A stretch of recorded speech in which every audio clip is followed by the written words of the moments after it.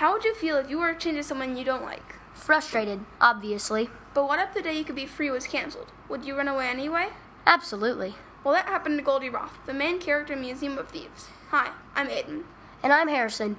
We are going to tell you about a book called The Museum of Thieves. Goldie was chained to a blessed guardian, someone who tries to protect the children in the city of Jewel. Jewel is a city that is overprotective of their children, and kids never have any freedom. And when Goldie runs away, it seems unimaginable.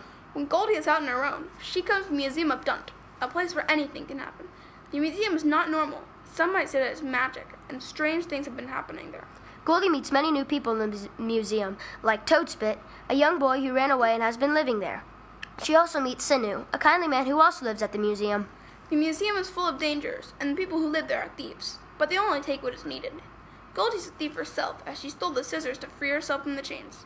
As Goldie spends time in the museum, the blessed guardians are searching for her, so she is kept in the museum for safety. She becomes a keeper of the museum, and she must keep it safe. The Fugleman, an evil man in search for power, is trying to take over Jewel. In his plan, he is trying to use the many dangers in the museum to take over Jewel. Goldie must train to be a good keeper and find a way to stop the Fugleman. Will the Fugleman release the dangers, killing everyone and taking over Jewel, or will Goldie and her newfound friends stop him? Read Museum of Thieves by Leanne Tanner to find out. If you love suspense and action, this fantasy book is the book for you.